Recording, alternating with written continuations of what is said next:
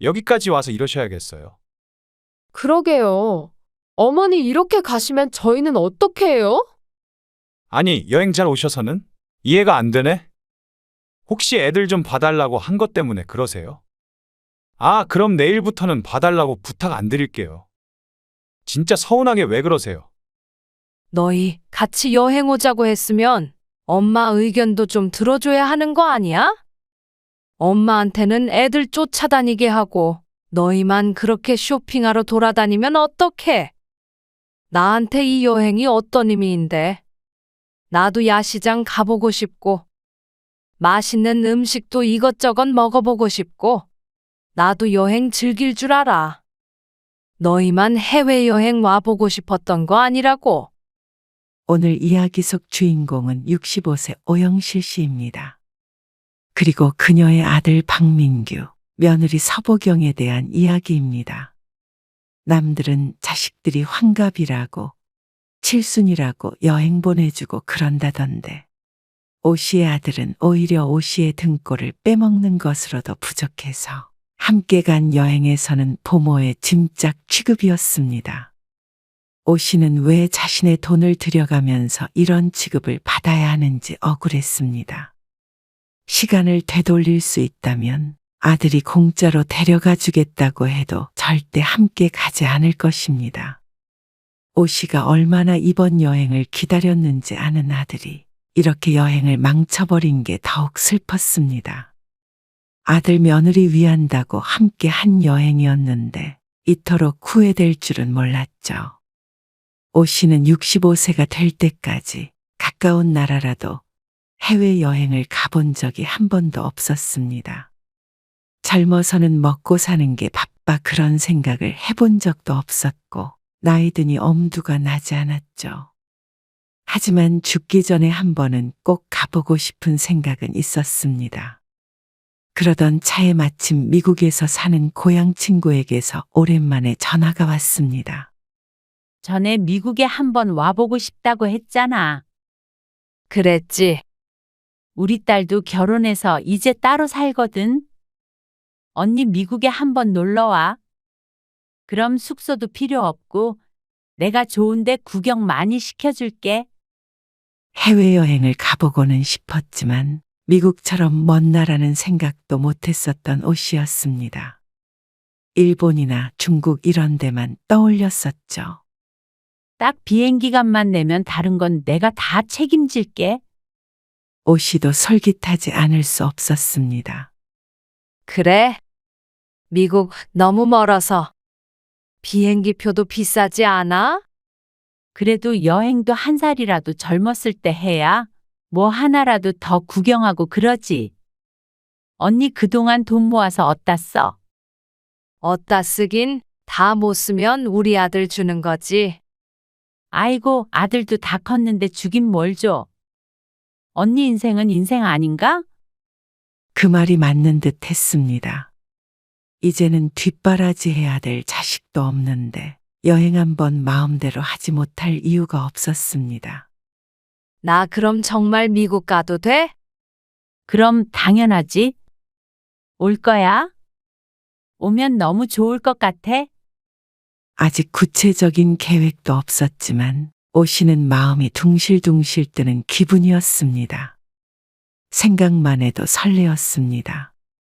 늘 가보고 싶었던 곳이었는데 아는 사람도 있으니 막연한 두려움도 사라지는 듯 했죠. 그 뒤로 고향 친구의 일정을 맞추기 위해 종종 통화를 했습니다. 그리고 그날 주말에도 통화를 하고 있었습니다. 그러던 때 금요일 저녁에 아이들을 맡기고 갔던 며느리가 아이들을 데리러 왔습니다. 어머니, 애들 데리러 왔어요. 잠깐만 통화 좀 하고 있어서. 오 씨는 문을 열고 들어온 며느리를 보며 속삭였습니다. 그리고 통화를 마무리했습니다. 우리 며느리 와서. 여권? 여권은 내일 만들러 가려고. 그러면 너 쉬는 날 확실히 정해지면 말해줘. 나는 다 맞출 수 있으니까. 그때 비행기표 끊을게. 그래, 알았어. 그렇게 전화를 끊자 며느리가 오 씨에게 물었습니다. 어머니, 어디 가세요? 웬 비행기예요? 아, 미국에 놀러 가기로 했거든. 네? 미국이요? 며느리가 화들짝 놀라 물었습니다. 고향 친구가 미국에 사는데 한번 놀러 오라 그래서 이번에 미국 여행 한번 하려고. 오 씨가 웃음을 지으며 말했는데 며느리는 충격을 받은 듯한 표정이었습니다. 언제 가시는데요? 글쎄, 이 친구가 스케줄을 좀 확인해 봐야 한다고 그러네. 그런데 한두 달 안에는 갈 것 같아. 아, 진짜 좋으시겠어요. 며느리는 오 씨를 무척 부러워했습니다. 얼굴에도 그런 표정을 감출 수가 없었습니다. 미국식이나 가시고, 저도 해외여행 한 번도 못 가봤어요.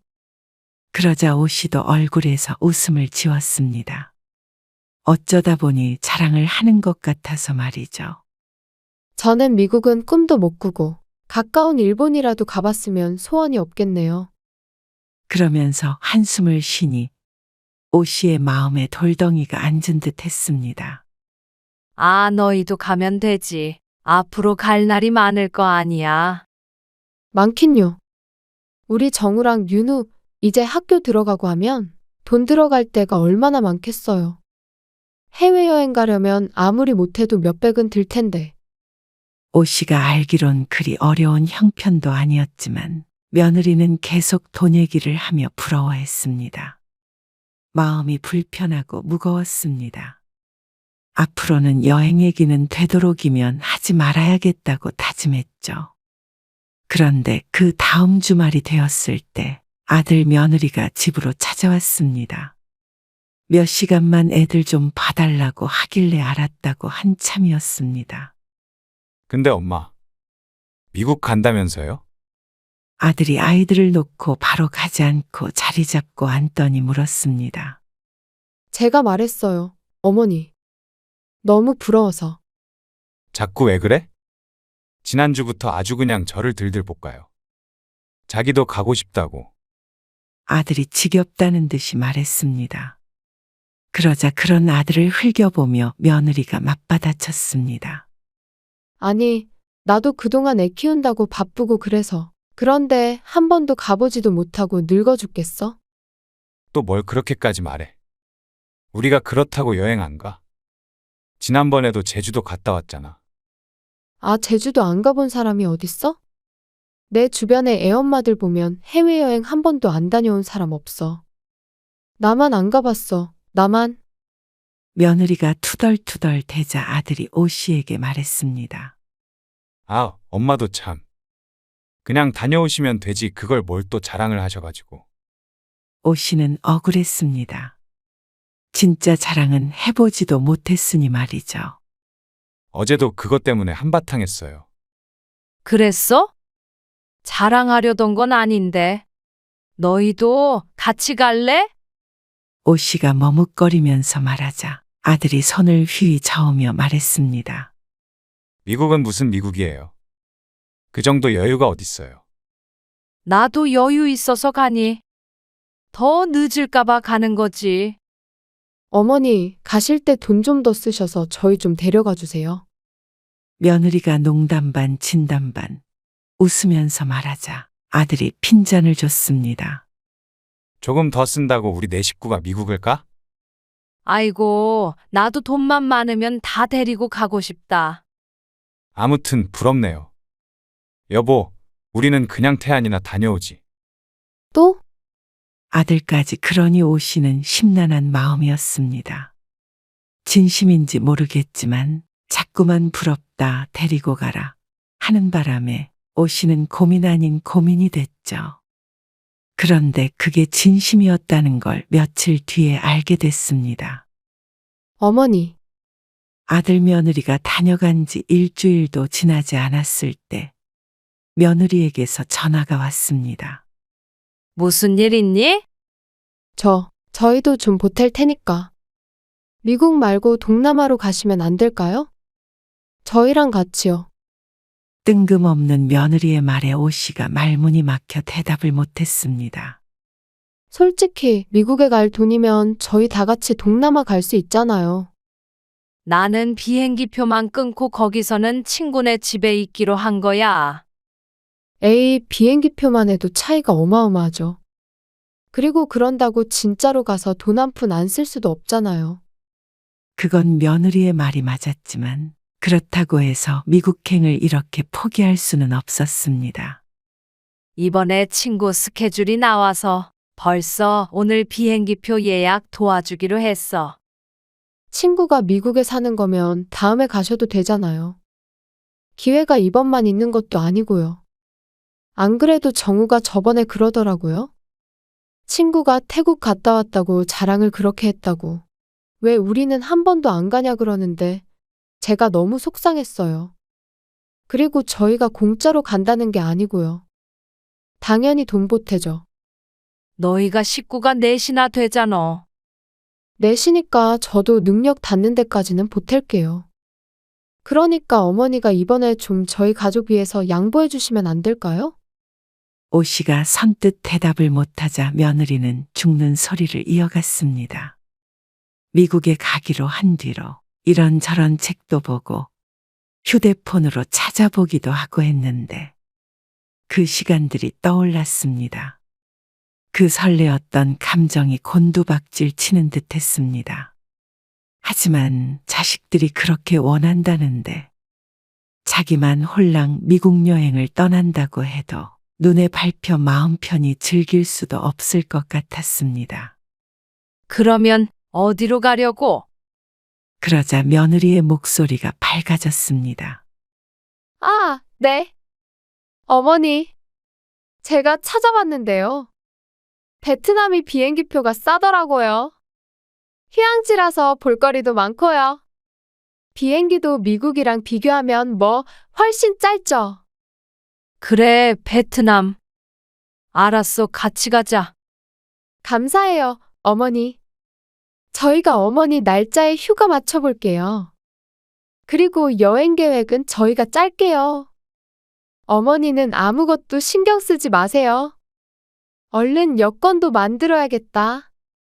끊을게요, 어머니. 며느리의 신이 난 목소리를 듣고는 오 씨도 피식 웃고 전화를 끊었습니다. 가족끼리 가는 것도 당연히 처음이기 때문에 이것도 의미가 깊을 듯 했습니다.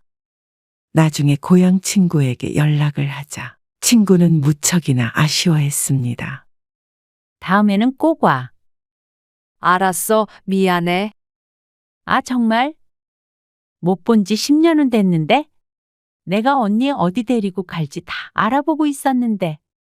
너무 즐거울 것 같아서 요즘 콧노래 부르면서 다녔어. 나도 그래. 그래도 어쩔 수 없지. 아들이랑 여행 간다는데. 오 씨도 아쉬움을 감추지 못했습니다. 아이고, 베트남도 좋지 뭐. 좋은 게 좋은 것이라 생각하기로 했습니다. 그래서 오 씨도 베트남 여행 책자도 사고 가서 무엇을 할지 찾아보기도 했습니다. 그런 오 씨를 며느리가 말렸습니다. 에이, 어머니. 찾아보지 마시라니까요. 저희가 다 알아서 할게요. 그럼 15일에 가서 19일에 오는 비행기 끊으면 되죠? 그래. 돈 붙여주면 되니? 그러면 그냥 어머니 카드 번호 알려주세요. 그러면 결제할 수 있어요. 호텔도 해야 되니까. 알았어, 메시지로 보낼게. 그런데 그런 거는 여행사 통해서 가야 하지 않을까? 그래야 가이드도 있고 그러지. 그러자 며느리가 별소리를 다 한다며 웃었습니다. 제가 다 주변에 물어봤는데요. 그러면 먹고 싶은 거 못 먹고 가고 싶은데 못 가고 그런데요. 요즘 인터넷에 다 나와 있어요. 맛집이랑 이런 거 제가 다 잘 찾아볼게요. 그러니 젊은 애들이 더 잘 알겠지. 며느리가 저만 믿으라며 호언장담했습니다. 며칠에 한 번씩 카드 결제가 되었다는 메시지가 왔습니다. 비행기표, 호텔 모두 오 씨의 카드로 계산이 되었습니다. 보탠다던 그 돈은 언제 어떻게 받는 것인지 모르니 며느리는 여행 가서 쓰는 돈은 자기가 쓰겠다고 했죠. 그래서 오 씨도 크게 걱정할 것 없겠다 생각했습니다. 주위에 물어보니 베트남은 현금을 많이 쓴다길래 혹시 몰라 은행에 가서 넉넉하게 환전을 해서 챙겼습니다. 그렇게 오 씨는 아들네 가족 넷과 함께 베트남행 비행기에 오르게 되었습니다. 엄마, 자리는 둘, 셋 이렇게 앉아야 되거든요. 그래서 제가 애엄마랑 같이 앉을 테니까 엄마가 애들이랑 앉으세요. 양옆에 앉히면 되겠네요. 내가 애들이랑? 애들이 엄마랑 앉고 싶다네요. 그것부터가 실수였습니다. 할머니, 나 쉬. 할머니, 나 심심해. 할머니, 너무 불편해. 할머니, 언제 도착해? 오 씨는 공항에서부터 여행이 시작됐다고 생각했지만 양옆에서 손주들이 떠들고 칭얼대는 바람에 그 단속을 하느라 창밖은 제대로 구경하지도 못했고 정신이 하나도 없었습니다. 반면에 아들 며느리는 맥주도 한 캔씩 마시며 비행을 즐기는 듯했습니다. 비행기에 내려서도 아이들의 등살에 힘든 것은 오 씨뿐이었던 것 같았습니다. 입국하기 위해 줄을 서서 기다릴 때도 힘들다며 매달리는 통에 안았다 업었다 하며 두 아이를 달랬죠. 민규야, 윤우라도 좀 안고 있어봐. 엄마, 5살짜리 애를 왜 계속 안고 있어? 내려놔. 내려놓으면 난리를 치는 바람에 안고 있는데 8~5분을 못 버텼습니다. 사람도 많아서 이리 치이고 저리 치이는데도 정작 부모는 강 건너 불구경이었습니다. 오 씨는 호텔에 도착하자마자 녹초가 되었습니다. 방은 하나만 예약했는데 큰 침대 2개에 보조 침대가 하나 있었습니다. 내가 여기에서 잘게. 오 씨는 자신이 보조 침대를 자처했습니다. 아이들에게 계속 시달리니 잠이라도 혼자서 편히 자고 싶었습니다.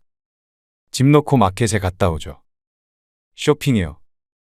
1시간 정도는 쉬다 가고 싶었지만 시간이 아깝다며 오 씨를 재촉했습니다. 아이고, 가자. 기왕 온 거 힘들어도 이것저것 다 해보자. 나 힘들어. 또다시 칭얼대는 손자를 달래서 데리고 나가는 것은 오 씨의 역할이었습니다. 호텔에서 불러주는 택시를 탔는데 마켓에 도착하자 조수석에 앉아있던 아들이 카드를 내밀었습니다. 그러자 택시기사가 손을 내저었고 무어라 말했습니다. 무슨 말을 하는지는 몰라도 카드로는 결제가 안 된다는 것 같았습니다. 너 현금 안 가져왔어? 베트남 돈. 그러자 아들이 난감한 듯 대답했습니다. 안 가져왔는데요? 카드가 있는데 현금은 필요 없을 줄 알고. 그래도 현금이 있어야지. 이걸로 내. 오 씨가 가방에서 베트남 돈을 꺼내서 아들에게 주었습니다. 오 씨의 돈으로 택시비를 계산하고 내리는데 며느리가 투덜댔습니다. 요즘 세상에 카드가 안 되는 데가 어딨어? 웃긴다. 우리나라 같았으면 바로 신고야. 그러게. 그런데 공교롭게도 오 씨네 일행이 도착한 마켓은 우리나라 백화점 같은 곳이 아닌 시장 같은 곳이었습니다. 누가 봐도 카드 결제는 안 될 것 같은 모습이었습니다. 쇼핑을 한다면서 현금을 하나도 안 들고 왔으니 난감했죠. 여기 유명한 곳인데. 베트남 오면 여긴 꼭 들려야 한다고 그러더라고요. 그래서 한국인들도 이만한 봉다리에 물건들 넣어서 가져가요. 그래? 그러면 너희도 쇼핑해야지. 이걸로 해. 혹시 몰라 환전한 돈을 넉넉히 챙겨온 게 다행이었습니다. 오 씨가 가방에서 베트남 돈을 한 뭉치 꺼내서 아들과 며느리에게 나눠주었습니다. 에이, 우리가 내려고 했는데.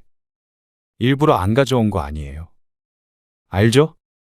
한국 가면 돌려준다고 할 줄 알았더니 아들이 비실비실 웃으며 돈을 받아갔습니다. 표정을 보니 돌려받을 수 있을지 의문이었습니다. 오씨도 그렇게 유명한 곳이라기에 이리저리 둘러보는데 사람이 너무 많아 발 디딜 틈도 없어 보였습니다. 우리 저기 좀 가볼게요. 뭐 좋은 거 있으면 엄마 거도 사올 테니까 엄마도 여기서 구경해요. 그러고서는 아들과 며느리가 인파 속으로 사라졌습니다. 그러자 남아있는 아이 둘은 또다시 오씨의 몫이었습니다. 사람이 워낙 많다 보니 입구에 서 있기만 해도 이리저리 채였습니다. 정우야, 윤우야. 이쪽으로 와. 결국 오씨는 사람들을 헤집고 들어가는 걸 포기했습니다. 입구 쪽에서만 구경하고 아이들 젤리도 사주고 음료수도 사주며 시간을 보냈습니다. 어디 앉을 곳도 없고 날도 너무 더워서 모두들 땀범벅이 되었습니다. 비행기에서 제대로 자지도 못했으니 지칠 법도 했죠. 할머니, 나 배고파. 그렇지? 엄마 아빠 오면 밥 먹고 들어가서 코 자자. 아이들을 어르고 달래고 있으려니 아들과 며느리가 한참 뒤에 양손 가득 봉지들을 들고 나타났습니다. 엄마, 아무것도 안 샀어요? 살 거 정말 많은데. 오씨는 아들의 말에 한숨부터 나왔습니다. 정우랑 윤우 데리고 어떻게 거길 돌아다녀? 애들도 자꾸 배고프다 그래서 이 앞에서 젤리 사줬어. 그래요? 이제 밥 먹으러 갈까요? 듣던 중 반가운 소리였습니다. 베트남 음식도 맛있는 게 많다고 하니 기대가 됐습니다.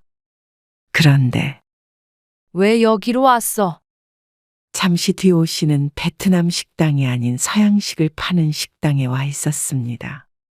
아니, 애엄마도 못 먹는다 그러고. 정우 윤우도 피자가 좋대요. 죄송해요, 어머니. 음식 냄새가 너무 세서. 근데 어차피 쌀국수는 한국에서도 팔잖아요? 그럴 거면 뭐하러 온지 모를 노릇이었습니다. 오시라고 베트남 음식을 먹어본 것은 아니었지만 조금밖에 못 먹더라도 한 번쯤은 경험해보고 싶었습니다. 이것저것 길거리에서 파는 음식도 먹어보고 현지인들이 먹는 것들도 먹어보고 말이죠. 하지만 아직 어린 손자들은 피자를 보고 손뼉을 쳤습니다. 오씨는 평소 즐겨 먹지도 않는 피자를 입에 물고 침울해 있었습니다. 나 다리 아파. 이제 호텔에서 좀 쉬어야 될 것 같아요. 그렇게 호텔로 돌아온 오씨와 아들네 가족. 오씨는 한국을 떠난 지 한참 된 것 같았는데 뭘 했는지 모를 정도로 한 것이 없는 것 같았습니다. 베트남 음식을 먹은 것도 아니고 마켓을 제대로 구경한 것도 아니고 말이죠. 호텔에서 한참 쉬니 어느새 날이 저물었습니다. 오씨도 힘들긴 했지만 그래도 바깥을 좀 더 구경하고 싶었습니다. 베트남이 어떤 곳인지 구석구석 돌아보고 싶었죠.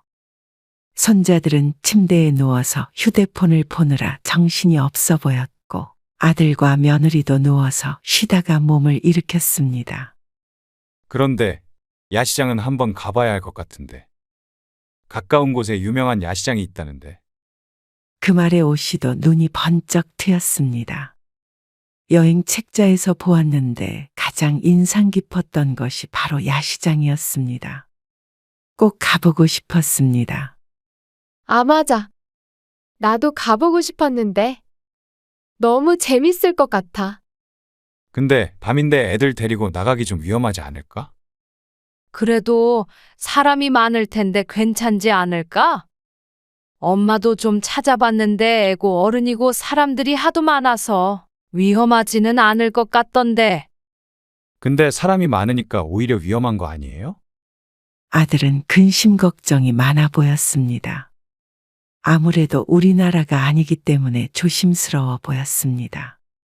정신없을 때 애들 없어지기라도 해봐. 아니면 누가 돈 달라고 그러거나 총 같은 것도 있지 않나? 그건 필리핀 아니야? 어쨌든 그러더니 아들이 머뭇거리며 말했습니다. 그럼 당신이 어머니 모시고 다녀와. 내가 애들 보고 있을 테니까. 아니, 당신 없이 어떻게 가? 여자 둘도 위험하지. 에휴, 그럼. 그냥 다 같이 호텔에 있자. 야시장 진짜 가고 싶었는데. 대화를 듣고 있던 오 씨는 또다시 기분이 가라앉았습니다. 아들 며느리가 의도한지는 모르겠지만 꼭 분위기가 오 씨 보고 호텔에 남으라고 눈치를 주는 듯 했습니다. 아이고. 그럼 너희 다녀와라. 애들은 내가 보고 있을 테니까. 그러자 며느리의 표정이 확 밝아졌습니다. 정말요? 괜찮으시겠어요? 그러실래요? 한 번 사양도 없이 아들과 며느리가 냉큼 가방을 들고 일어났습니다. 아, 그런데. 현금 좀 주세요. 땡전 한 푼 없는 아들 며느리가 손을 내밀었습니다. 그 손에 돈을 쥐어주고 호텔에 남은 오 씨는 허탈한 기분이 들었습니다. 이러려고 먼 길을 온 것이 아니었는데 난생 처음 온 여행이 내내 이럴까봐 두려운 마음이 들었습니다.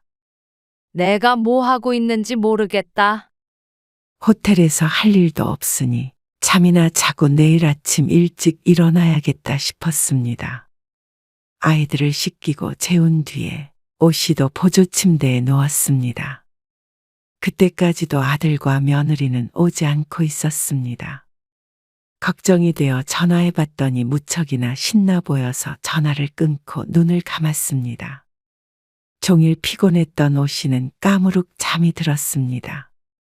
그런데 얼마나 잤는지 모르겠지만 어깨를 흔들어 깨우는 아들 때문에 다시 눈을 뜨게 되었습니다. 엄마, 일어나 보세요. 왜? 오 씨가 정신을 추스르자 언제 들어왔는지 아들 며느리가 앉아 있었습니다. 왔어? 재밌게 놀다 왔니? 네. 아까 들어와서 한잔 했어요. 그래, 엄마는 안 먹어. 아, 그게 아니라. 엄마 코를 너무 고는데요. 이제 자려고 했는데 도저히 못 잘 것 같아서요. 그래? 아이고, 미안하다. 그런데 아들이 오 씨에게 덧붙여 말했습니다. 저희 이제 잘 거니까. 엄마가 한 20분만 있다가 주무세요. 그러게요. 저희가 먼저 잠들어야 될 것 같아요. 며느리까지 그렇게 말하자 무척 민망했습니다. 그러고는 아들 며느리가 불을 끄고 자리에 누웠습니다. 지금 주무시면 안 돼요. 농담이 아니었는지 진지하게 재차 확인하는 아들 때문에 오 씨는 잠에 들지 못했습니다. 오히려 잠이 깨서 한참을 깨어 있어야 했습니다. 그리고 다음 날이 되었을 때도 전날과 같은 여행이 반복이 되었습니다. 아침밥은 늦게 일어나는 바람에 건너뛰게 되었고 나가서 이른 점심을 먹었습니다. 이번에는 한식당이었습니다. 그리고 나서의 일정도 오 씨는 도저히 이해를 하지 못했습니다. 또 쇼핑을 하러 가? 이번에는 다른 곳이에요. 명품 짝퉁 파는 곳인데 아주 감쪽 같대요. 가까이에 바다도 있다는데 그런 데는 안 갈 거니? 아이, 바다를 뭐하러 가요? 바다는 우리나라 바다가 더 예쁘죠. 온 김에 여기에서밖에 못 사는 거 사는 게 좋잖아요. 장모님이랑 장인어른 선물도 사야 되고.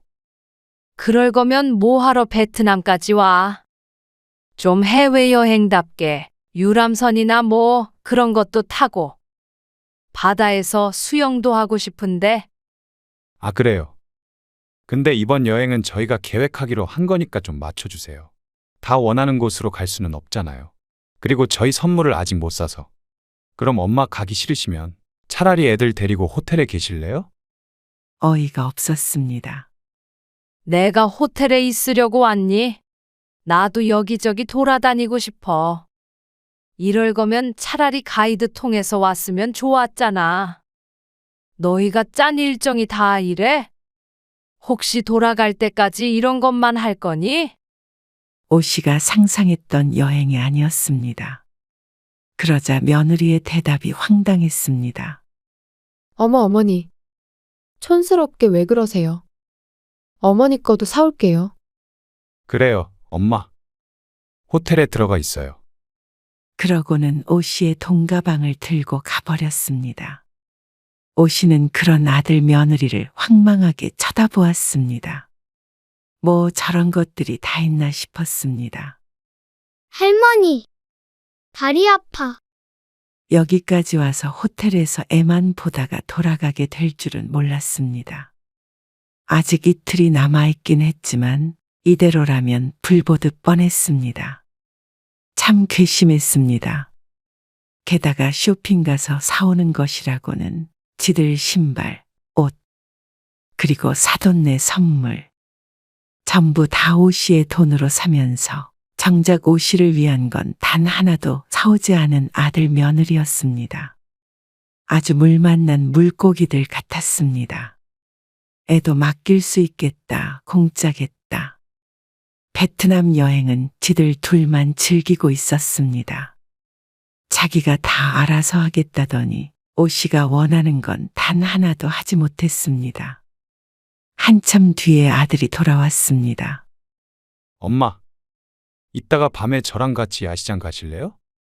오 씨가 침대에 걸터 앉아 팔짱만 끼고 있으니 아들이 슬그머니 물었습니다. 아무래도 오 씨의 기분이 좋지 않은 것을 눈치챈 듯했습니다. 나는 이제부터 여행 따로 할 거야. 오 씨가 말하자 아들과 며느리의 눈이 커졌습니다. 무슨 말이에요? 이렇게 내 소중한 시간과 돈을 날려버릴 수가 없어. 내일부터는 너희는 너희 하고 싶은 거 해.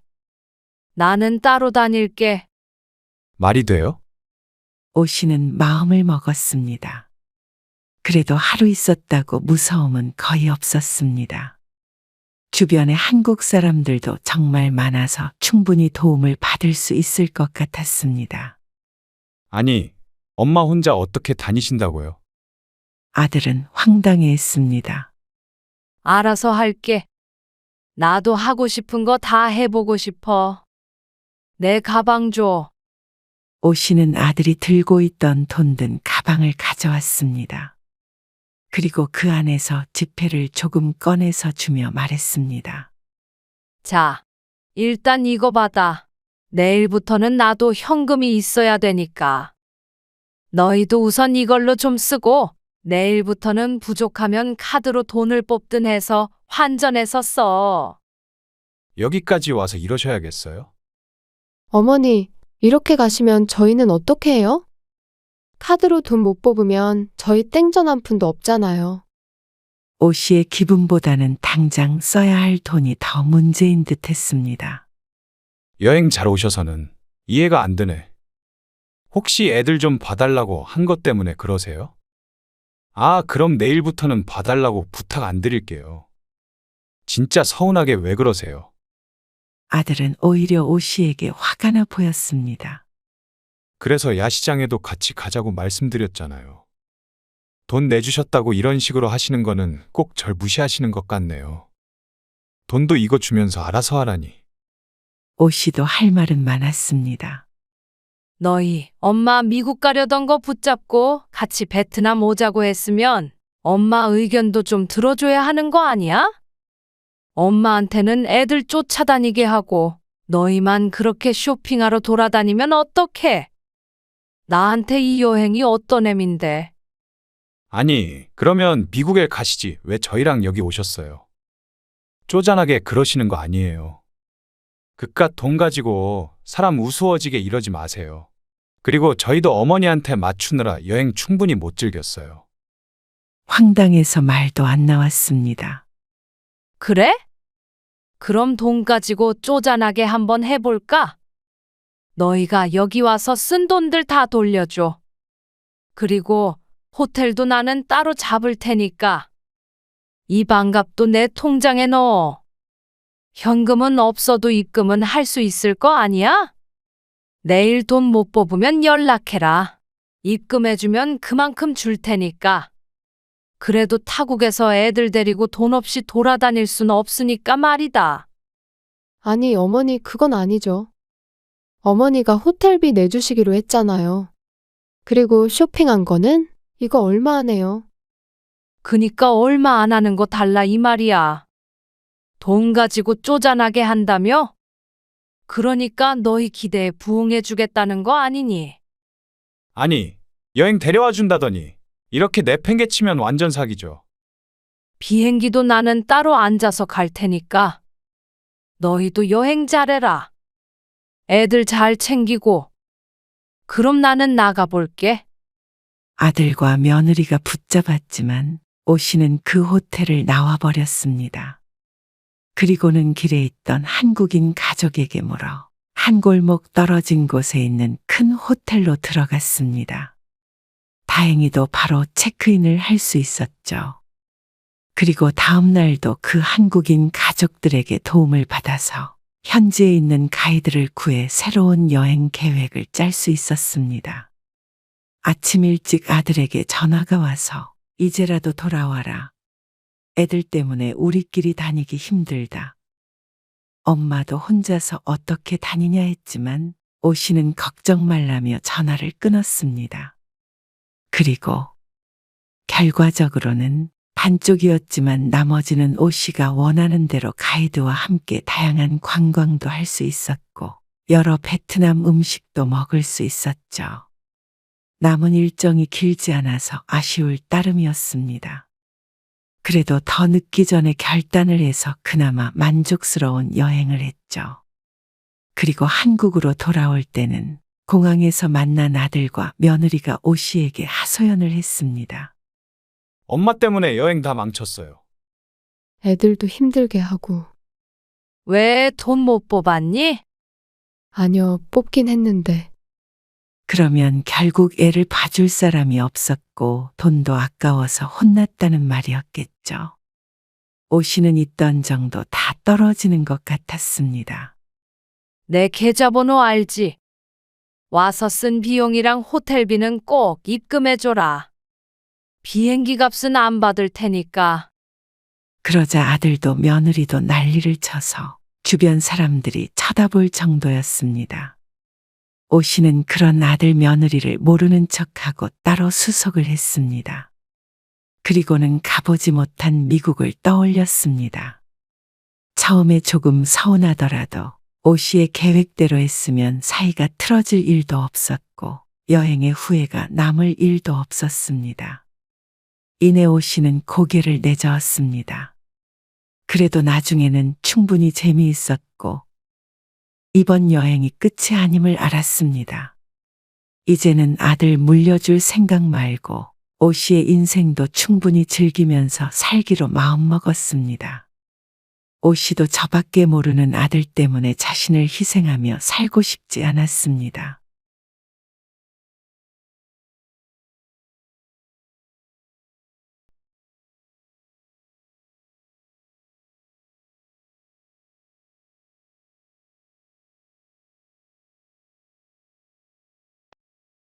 너희 요즘에 나를 대하는 것도 그렇고 전부 내가 그만두길 바라고 신호를 준 거지? 내가 여기 얹혀 사는 군 식구도 아니고 너희 도와준다고 일도 그만두고 여기 들어와 있는 건데 무슨 가정부 부리듯이 그런 취급하면 안 되는 거 아니니? 민수 아빠도 그래. 무슨 뭔지 좀 보라고 하질 않나? 살림에 신경을 더 쓰라고 하지 않나? 엄마는 지영이 네가 도와달라 그래서 너 고생하지 말라고 온 거잖아. 아니야? 너희가 입맛대로 마음대로 부리라고 들어온 거 아니잖아. 그건 아니지만 그래도 장모님도 공짜로 하신 일은 아니잖아요. 뭐? 공짜가 아니라고?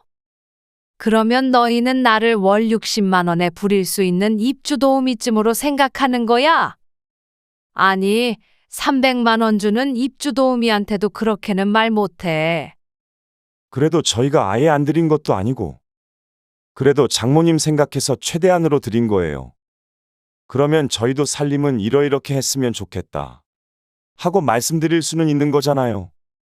최저시급도 안 되는 거 모르니? 나는 5년 동안 그 돈 받고 밥 해주고 빨래해주고 애 키워주고 다 했어. 사위한테 그런 말 들으면서 너희 집에서 일하느니 다른 집 들어가서 가사 도우미 하면 금방 부자 되겠다. 너희도 그럼 그 돈 주고 사람 써봐. 직접 돈 주고 고용해봐야 고마운 줄 알지. 어쨌거나 나는 이제 집에 갈 거니까 너희끼리 알콩달콩 살아봐라. 오늘 이야기 속 주인공은 65세 성덕순 씨입니다. 그리고 그녀의 딸 임지영과 사위입니다. 성 씨는 하나밖에 없는 딸을 시집 보내고 혼자서 잘 지내고 있었습니다. 딸이 그런 성 씨에게 도움을 요청하기 전까지만 해도 말이죠. 애 낳고 키우다 다시 맞벌이를 하게 되니 힘들다며 죽는 소리를 하던 딸. 그런 딸이 안쓰러워 5년 전에 하던 일도 그만두고 딸을 위해 발벗고 나선 성 씨. 그런 선택이 성 씨를 위해서도 딸을 위해서도 잘못된 결정이었다는 것을 뒤늦게 깨달았습니다. 시작은 5년 전이었습니다. 엄마, 나 미치겠어. 왜 그래? 다시 회사 나가야 하는데 민수가 어린이집에 있질 못해. 뭐? 그럼 어째? 손자가 돌이 됐을 때 아이를 어린이집을 보내고 일을 다시 시작한다던 딸이 성 씨에게 전화를 했습니다. 2시간도 못 있어서 울고불고 난리가 나서 또 바로 데리고 왔어. 나 진짜 이번에 꼭 복직을 해야 하는데.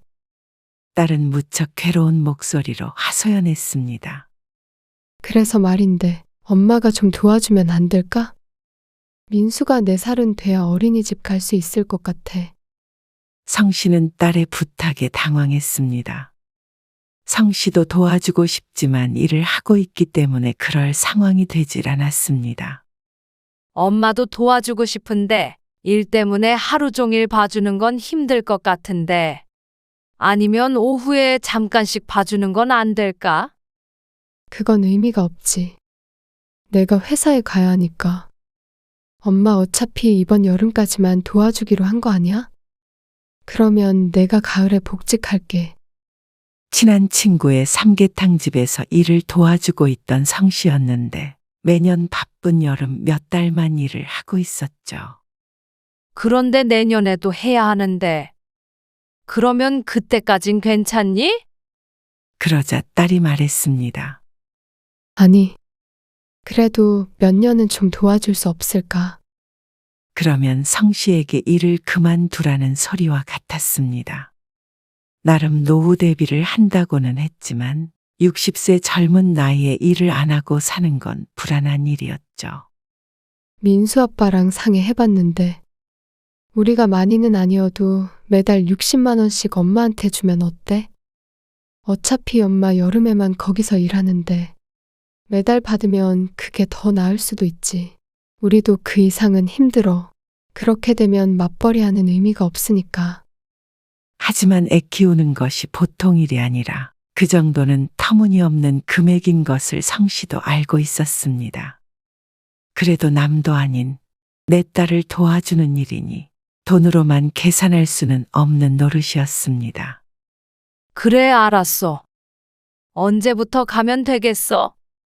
딸은 펄쩍 뛸 정도로 좋아했습니다. 고마워, 엄마. 형편 좀 풀리면 더 많이 드릴게요. 그렇게 성 씨는 하던 일을 그만두고 어린 손자를 돌봐주게 되었습니다.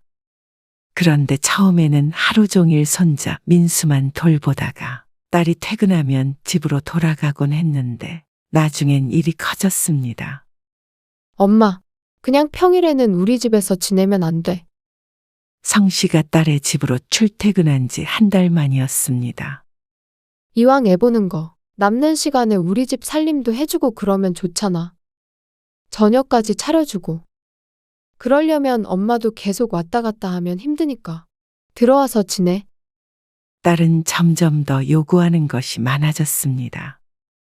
처음엔 애만 봐줘도 좋아했지만 그 다음은 청소, 그 다음은 밥. 거의 집안의 모든 일은 성 씨가 하고 있다고 봐도 무방했습니다. 같이 살자는 거야? 그게 정그러면 주말엔 집에 갔다가 와도 되고. 월요일부터 금요일까지만이라도 여기서 지내. 그래야 엄마도 일하기 편하지. 그럼 언제까지 그렇게 지내? 평생 그러자는 건 아니고 민수 클 때까지만 그렇게 지내면 안 될까? 어차피 우리는 집에 있는 시간도 많지 않으니까. 엄마 불편하지 않게 할게. 성 씨도 아침 저녁 왔다 갔다 하는 게 쉽지는 않았습니다. 그리고 완전히 합가하는 것이 아니라 주말엔 집으로 돌아올 수 있다는 사실에 성 씨도 딸의 의견에 반대하지 않았습니다. 하지만 성 씨의 생각과는 다르게 주말이라고 자유로워지는 것은 아니었습니다. 엄마, 오늘 애 좀 봐줘. 너 어디 가게? 응, 애 아빠랑 모임. 아니, 이렇게 갑자기. 그럼 언제 오는데? 글쎄, 술 마시니까 오늘은 안 되고 내일 아침엔 데리러 올게. 무슨 일 있으면 전화해. 그럼 민수 놓고 간다. 주말 오전에 쉬고 있는 성신에 와서 손자를 봐달라는 딸. 성씨가 제대로 된 대답도 하기 전에 딸은 손자 민수를 놓고 가버렸습니다. 이렇게 되니 사실상 퇴근은 없는 것이나 마찬가지였습니다. 그렇기 때문에 자식을 위해 희생한다는 생각 없이는 오래도록 할 수 없는 일이었죠. 그런 일을 성씨는 아이가 7살이 될 때까지 했습니다. 4살에 어린이집을 가긴 했지만 성씨는 입주도우미 같은 일을 계속했습니다. 월요일 아침부터 금요일 저녁까지 애 봐주고 집안일 해주고 주말에도 가끔 손자를 봐주고 그 세월이 5년이나 되었죠. 엄마, 나 출근할게. 그래, 그래. 어서 가봐. 밥그릇은 그냥 둬. 내가 치울 테니까. 장모님, 저도 다녀오겠습니다. 아침 일찍 출근하는 딸과 사위를 배웅하고 난 뒤 아침 식사를 했던 그릇들을 치웠습니다. 그리고 나면 손자 민수를 어린이집에 보내야 했죠. 집으로 돌아와서 설거지를 하고 빨래를 돌리고 청소를 하니 어느새 점심때가 훌쩍 넘었습니다. 3시 반이면 손자가 어린이집에서 돌아오는데 시간은 눈만 깜빡하면 흘러가 있었죠. 하지만 그 시간이 된다고 해서 성씨의 할 일이 끝나는 것도 아니었습니다.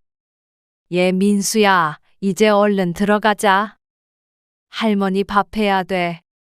조금만. 그네 5번만 타고 들어갈래, 할머니. 어린이집 버스에서 내린 손자를 데리고 집으로 들어오는 길에 놀이터는 그냥 지나칠 수 없었습니다. 거의 매일 1시간을 꼬박 뒷공무니를 쫓아다니며 놀아야 겨우 집으로 들어갈 수 있었죠. 아, 진짜 더 놀고 싶은데. 금방 엄마 오셔. 어차피 엄마는 나랑 안 놀아준단 말이야. 그럼 할머니랑 내일도 놀면 되지. 얼른 들어가서 밥 먹자. 그리고 아이를 씻기고 밥 먹이고 하니 어느덧 저녁이 되어 사위가 먼저 퇴근을 했습니다. 장모님, 흰색 반바지 못 보셨어요? 퇴근 후에 운동 모임에 나가는 사위가 옷장을 뒤지며 소리쳤습니다. 운동할 때 잘 입는 반바지가 있는데 그걸 찾고 있는 모양이었죠. 성씨도 무슨 바지인지 바로 떠올렸습니다. 아까 낮에 건조대에 널었던 옷이었기 때문이죠. 아, 그거 오늘 아침에 빨아서 널어놨어. 아직 안 말랐을 텐데. 아, 장모님. 그거 그저께 벗어놓은 건데. 이제야 빠셨어요. 그게 어제는 빨래가 적길래 세탁기 안 돌렸어. 그러자 사위가 짜증스럽게 대꾸했습니다. 저 화요일 목요일에 그 옷 입는 거 아시잖아요. 아, 깜빡했어. 깜빡하실 게 따로 있지. 옷장에서 다른 바지를 꺼내며 궁시렁거리는 사위.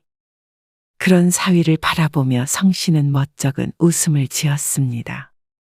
신경 쓸게.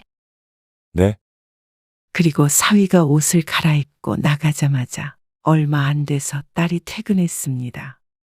왔니? 저녁은? 민수 아빠 오면 같이 먹을게. 엄마 먼저 먹어. 그런데 신발을 벗고 들어와서 그대로 소파에 드러눕던 딸이 민수를 보며 말했습니다. 엄마, 민수 무릎 왜 저래? 빨갛게 까져서 약이 발린 무릎. 성씨가 뭐라고 대답하기도 전에 딸이 화를 내며 말했습니다. 아, 엄마, 또 놀이터에서 놀다 들어왔어? 민수 놀이터에서 넘어졌구나. 그러게 엄마가 좀 잘 봐야지. 호들갑을 떨며 민수의 무릎을 살피는 딸에게 성씨가 어이없는 말투로 대답했습니다. 아니, 낮에 어린이집에서 넘어져서 쓸렸대. 선생님이 너한테 연락한다고 했는데 전화 못 받았니? 그러자 딸이 민망한 듯 말했습니다. 아, 오늘 바빠서 전화 못 받았어. 친구들이랑 놀다가 다쳤다고 그래서 아까 내가 약 발라준 거야. 놀이터에서 놀다가 그런 게 아니고. 그래? 몰랐네. 태연하게 대꾸하는 딸 때문에 성씨도 마음이 상했습니다. 놀이터에서 매일 1시간씩 시간 보내는 것도 힘든 일이었는데 꼭 그 일이 잘못된 일인 것 마냥 구는 딸이었습니다. 설령 성씨 때문에 다친 것이었다고 하더라도 딸의 반응은 분명 상처가 됐을 것입니다. 그러는 딸은 손자가 그렇게 좋아하는 놀이터에서 놀아주는 걸 한 번도 본 적 없었습니다. 성씨는 심란한 마음을 뒤로하고 식탁에 앉아 혼자 저녁밥을 먹었습니다. 사위가 돌아오면 9시가 넘는데 딸은 그 시간까지 기다렸다가 먹곤 했습니다. 쌀알이 모래알 같은 기분이었습니다. 무슨 일만 있으면 성씨 탓을 하는 딸과 사위에게 서운하기도 하고 서럽기도 했습니다. 언니, 그거 둘이서 무슨 사인을 주는 거 아니야? 주말에 집에 놀러온 이웃이 말했습니다. 사인이라니? 아니, 언니 손주도 지금 7살이라며? 그게 왜? 그럼 이제 금방 학교 갈 텐데? 애가 다 컸잖아. 그럼 이제 언니가 필요가 없다. 이거 아니냐고. 그러니까 이제 그만 나가라고 은근히 눈치를 주는 거 아니냔 말이지. 뭐? 그러면 지영이가 나한테 말을 했겠지. 성씨가 놀라서 대꾸하자 새삼스럽다는 듯한 표정을 지으며 말했습니다. 에이, 언니. 그래도 그런 걸 말로 하긴 좀 그렇지. 그러자 성씨가 복잡한 표정을 지었습니다. 그런 그녀를 보더니 상대방이 혀를 차며 말했습니다. 나 아는 언니는 손주 봐줬더니 글쎄, 딸내미가 엄마만 두고 이민 가버린 거야. 애가 중학생 될 때까지 뒷바라지 다 했는데 이제 더 이상 필요 없다고 말이야. 정말 너무한 거 아니니? 그렇다니까? 언니도 그러기 전에 알아서 나와. 그래도 언닌 그나마 다행이다. 언니는 집에 있으니까 몸만 나오면 되잖아. 그 언니는 어디 쪽방 같은 데 들어가야 한다고 막 울고 그러더라니까. 요즘 사위나 딸의 태도 때문에 섭섭했던 적이 한두 번이 아니었지만 그런 식으로 생각해 본 적은 없었고 그저 자신이 너무 편해져서 그런가 싶었습니다. 그런데 자신이 너무 눈치가 없었나 하는 생각이 들었습니다. 그러면 이제 그만하겠다고 하고 나와? 그렇다고 갑자기 막 이제 그만둘란다. 그러진 말고 그냥 아프다고 하고 좋게 좋게 말하고 나와야지 뭐. 이렇게 들으니 딸이나 사위의 모든 행동이 그런 신호였던 것 같았습니다. 정말 그런 걸까? 어쨌든 언니 말 들어보니까 사위나 딸도 뭐가 다 못마땅한 것 같은데 사이 틀어지기 전에 그만두는 게 맞지? 그런데 성씨가 생각하기엔 손주가 많이 컸어도 살림하는데 시간과 노력이 많이 들기 때문에 맞벌이를 하면서는 딸이 고생을 할 것 같았습니다. 아직 아이에게 손이 가는 일이 많고 딸은 집안일에 손 하나 까딱 안 하고 지내고 있기 때문이죠. 그래서 얼른 그만둔다 하기에도 망설여졌습니다. 딸이 힘들 게 분명하기 때문에 상의가 필요하다고 생각했습니다. 그런데 성씨가 고민을 끝내기도 전에 그 한계가 온 듯 했습니다. 지영아, 엄마 이따가 병원 좀 다녀오려고. 성씨는 아침 밥상을 치우다 말고 출근 준비 중인 딸에게 말했습니다. 손목을 주무르며 말하는 성씨에게 딸이 물었습니다. 병원? 갑자기 왜? 손목이 엄청 아프네. 칼질할 때마다 찌릿찌릿해. 왜? 글쎄, 한참 전부터 그러더니 요즘에는 칼질을 못하겠어. 이따가 민수 데려다 주고 병원 다녀올게. 알았어. 딸과 사위가 출근을 하고 난 뒤에 성씨는 세탁기를 돌렸습니다. 이따가 병원 다녀와서 널어야겠다. 그리고 나서 민수가 어린이집 차에 타는 것을 보고 병원에 다녀왔습니다. 그리고 집에 돌아올 땐 손목 보호대를 차고 있었습니다. 많이 사용하지 않는 게 가장 좋다고는 했지만 집안이라고 애를 돌보면서 손목을 안 쓸 수는 없었습니다. 그렇게 또 청소도 하고 반찬도 하니 다시 하루가 끝이 났고 저녁에 딸과 사위가 함께 퇴근했습니다. 밥을 차려주기 위해 당근을 썰다가 성씨는 딸을 부를 수밖에 없었습니다. 지영아, 이거 당근 좀 썰어줄래? 왜? 엄마가 해. 나 씻을 거야. 그러고는 성씨가 뭐라 말하기도 전에 딸은 안방으로 쏙 들어가 버렸습니다. 성씨는 칼을 들고 입만 뻐끔하다가 한숨을 쉬었습니다. 그리고 왼손으로 칼을 고쳐쥐고서 당근을 썰다가 조금이지만 손가락에서 피도 보았고 말이죠. 베어서 핏방울 맺힌 손가락을 바라보고 있는데 그런 성씨를 이번엔 사위가 불렀습니다. 장모님, 잠시만 와보시겠어요? 들고 있던 칼을 도마 위에 조심히 올려놓고 사위가 있는 곳으로 가자 세탁기 안을 들여다보고 있었습니다. 이게 뭐예요? 그러자 아침에 병원에 가기 전에 돌려놓은 빨래들이 생각이 났죠. 아이고, 그거 깜빡했네.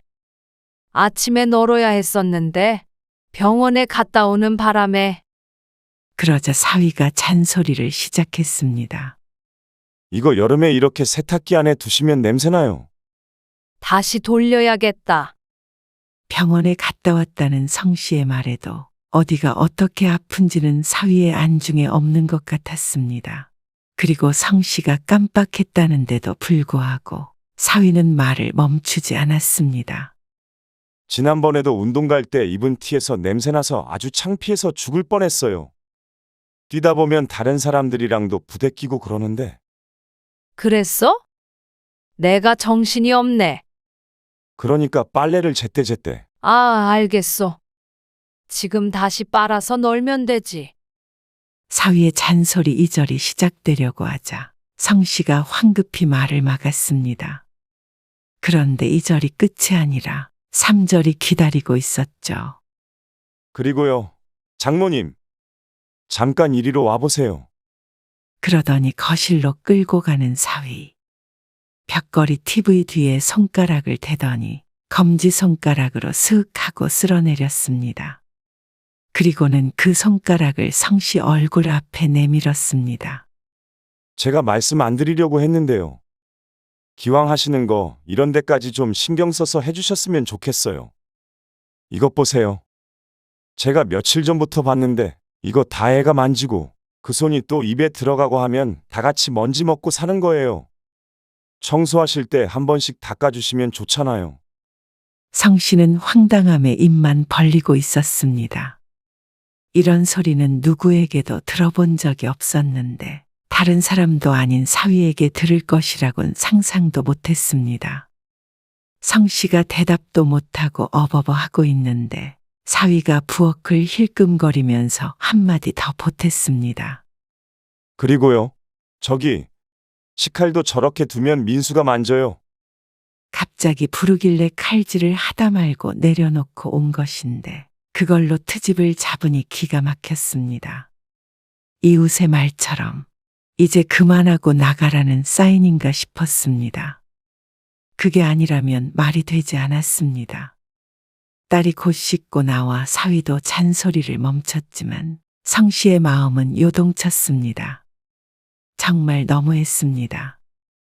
사위도 그렇지만 딸이라고 크게 다르지도 않았습니다. 기분이 너무 좋지 않고 속이 울렁거리기까지 해서 성 씨는 저녁밥을 먹지 않고 일찍 방에 들어와 누웠습니다. 하지만 아까 사위에게 한마디 하지 못했던 게 후회가 됐습니다. 그런 말을 듣고도 당황해서 반박 한번 제대로 못한 자신이 바보 같았습니다.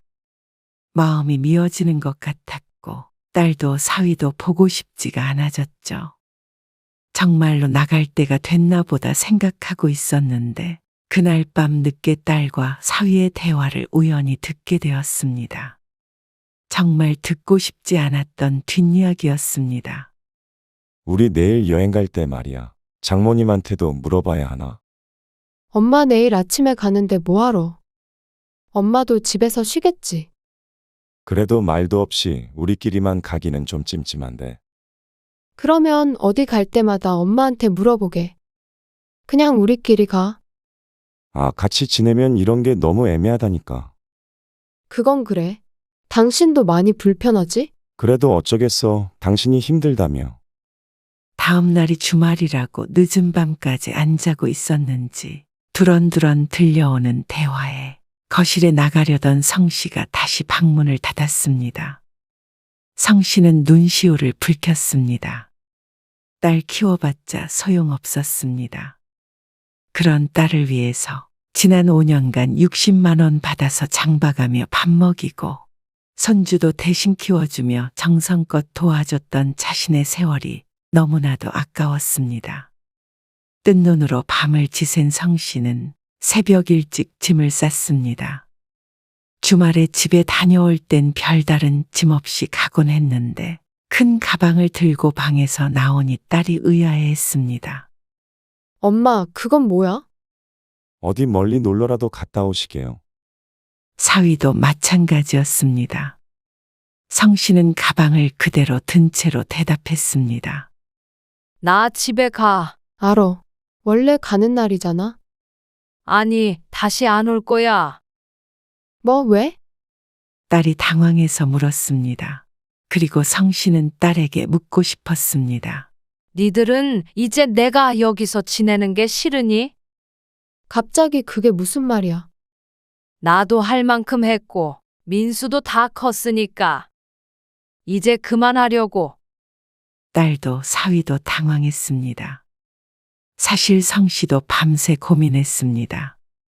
이웃 친구가 말했던 것처럼 몸이 안 좋다는 핑계로 그만둔다고 할까 하고 말이죠.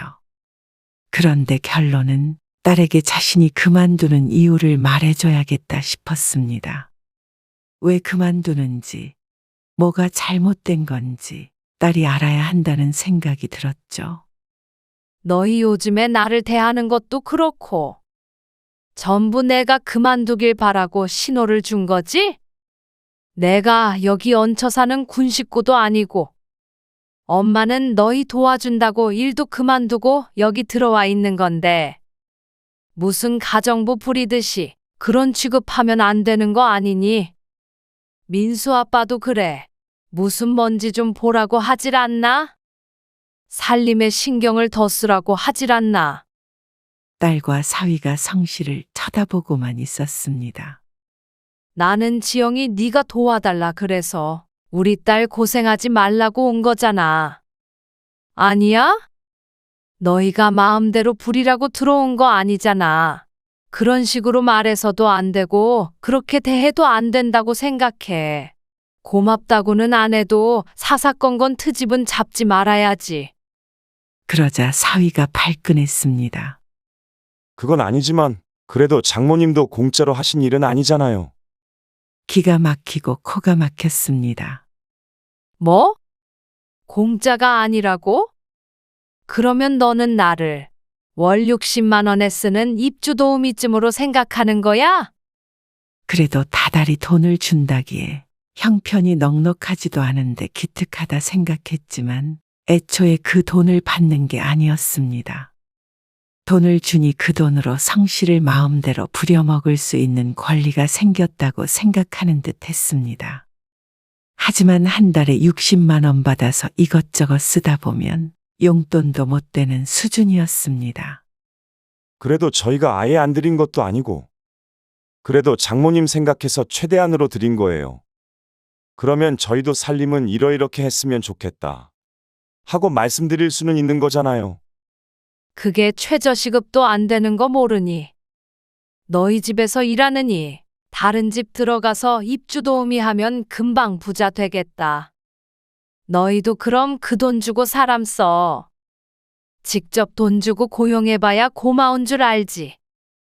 어쨌거나 나는 집에 갈 거니까 너희끼리 알콩달콩 살아봐라. 그러자 사위가 한마디 더 하려고 입을 뗐습니다. 딸이 그런 사위를 말리며 말했습니다. 그래, 알았어, 엄마. 어차피 민수도 금방 학교 가니까. 내가 이제 어떻게든 해볼게. 엄마 그동안 수고했어. 딸은 기다렸다는 듯이 말했습니다. 그동안 정말로 성씨가 그만두길 바랬는지 어쨌는지는 모르겠지만 이걸로 끝이라는 건 알았습니다. 지영이 너 아무리 엄마가 여태 도와줬다지만 네가 이 집 주인이면 직접 다 들여다보기도 하고 신경 쓰면서 살아야 돼. 민수도 말이야, 네 아들이잖아. 일만 한다고 가정일이 끝나는 게 아니잖아. 딸이 얼마나 알아들었는지는 모르겠지만 성씨는 뒤돌아서서 나왔습니다. 그런 성씨를 아무도 붙잡지 않았습니다. 성씨는 그렇게 집에 온 뒤로도 괴로웠습니다. 여름이지만 마음은 추운 겨울 같았습니다. 찬바람 쌩쌩 부는 가슴을 끌어안고 딸에 대한 걱정을 지원했습니다.